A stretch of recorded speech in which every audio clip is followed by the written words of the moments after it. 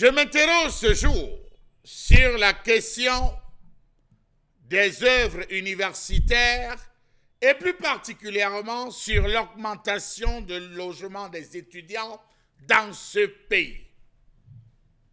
Peut-on dire que les questions de logement des étudiants sont assurées par le système universitaire camerounais, mieux par le ministère de l'enseignement supérieur, dont le rôle et les missions sont confiés pour la gestion, la sécurisation des pauvres étudiants? Que dire de la bourse, de la restauration, de la couverture sanitaire, du transport, de l'assurance des étudiants dans ce pays depuis 15 ans? Passons.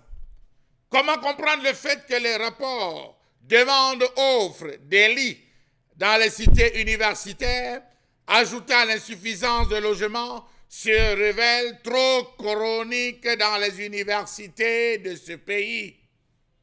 Le Cameroun compte de nombreuses universités, mais hélas, il n'y a pas de logement pour les étudiants.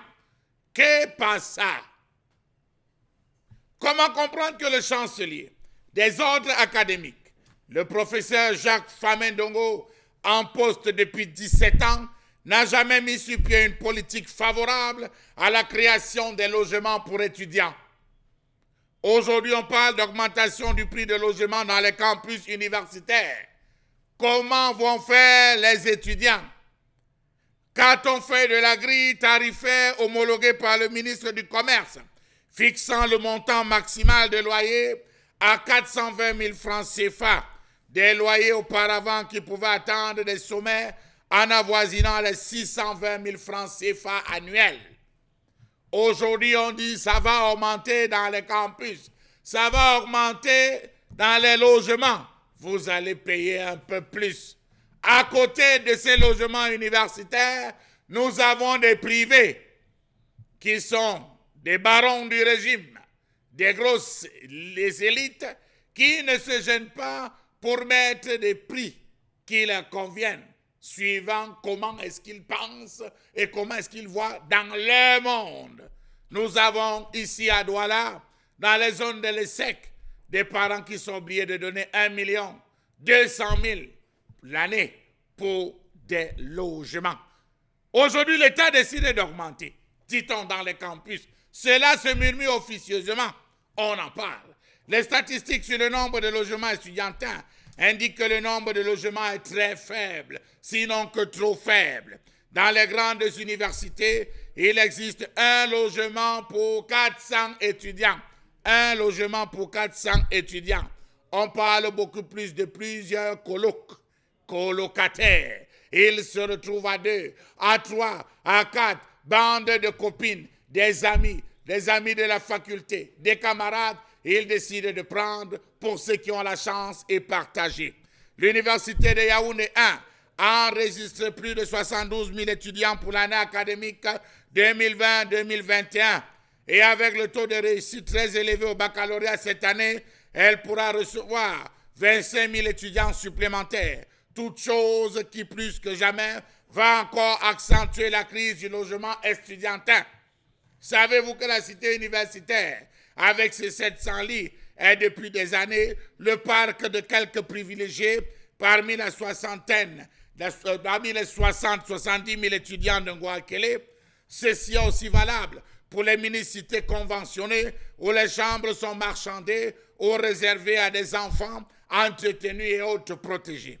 Savez-vous que SOA, l'université de SOA, est constituée d'une population qui comporte 80% d'étudiants, 32 800 au total, dont 45% résident dans la ville et ses alentours. D'autre part, l'université de SOA est l'une des rares universités à offrir à ses étudiants 2 facultés sans résidence universitaire, ce qui induit un problème de logement puisque la plupart des promoteurs immobiliers présents dans la zone ont instauré des loyers prohibitifs. D'autres ont créé des partenariats avec les universités, histoire de maintenir les prix et d'être sûr d'avoir les étudiants en se partageant quelques gombos avec les différents recteurs. Voilà là où nous en sommes dans ce pays. Savez-vous que les critères d'attribution des logements à l'université de Yaoundé sont inconnus des étudiants, ce qui permet aux responsables d'en faire à leur tête. Comment comprendre cette augmentation, dit-on, qui arrive à un moment où les étudiants se posent mille et un problèmes dans ce pays? Savez-vous que les mini-cités conventionnées vibrent au rythme du non-ravitaillement en eau, pour certains du non-paiement des créances à la Camboita? Question. L'ADEC a décidé de remonter au créneau, disant qu'elle ne va pas accepter cette augmentation et annonçant une série de grèves. Va-t-on les laisser descendre lorsqu'on sait que le grand chancelier des ordres académiques avait le pouvoir de résorber ce problème? Question.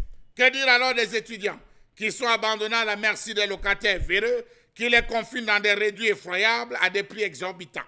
Ils n'ont pas de choix avec le nombre de postulants toujours supérieur à l'offre.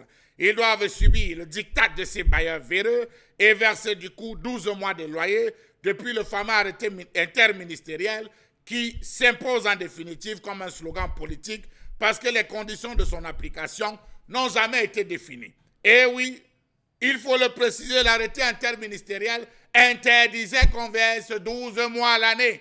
Mais hélas, on s'en fout. Sur le terrain, on passe. Comment comprendre cet abandon des étudiants par le ministre de l'Enseignement supérieur de ce pays qui ne fait rien pour protéger ses pauvres enfants? Comment comprendre le non-respect de la réglementation des loyers, des logements dans les universités d'État? Comment comprendre le non-respect de l'engagement pris par le gouvernement du Cameroun à l'endroit de la cause estudiantine? Savez-vous qu'il existe une commission interministérielle dont les objectifs sont centrés sur le logement des étudiants? Savez-vous qu'elle est constituée du ministère de l'Enseignement supérieur, du ministère des Domaines, du Cadastre et des Affaires foncières et du ministère du Commerce? Précisons que la dite commission est présidée par le préfet. Cette commission a siégé depuis quand? Cette commission siège-t-elle? Cette commission s'est-elle réunie depuis 17 ans? Allez savoir pour comprendre que les choses de ce pays fonctionnent parfois avec les pieds et non avec les têtes. Savez-vous que cette commission est chargée de fixer les coûts des logements en zone universitaire? Elle repose essentiellement sur le ministère de l'Enseignement supérieur parce que c'est lui la tutelle des universités. Posez donc la question de savoir quand est-ce que cette commission a siégé. Pour la dernière fois, vous comprendrez comment est-ce qu'on tue ce pays à petit feu. Partant du principe que le ministre de l'Enseignement supérieur n'est pas actif, la commission interministérielle a des soucis pour fonctionner. Alors, il n'y a personne, autant pour moi, pour défendre les intérêts des étudiants lors de la répartition du budget. Chers étudiants, on va augmenter, ça va monter, souffrir, supporter, parce qu'à côté, vous payez cher.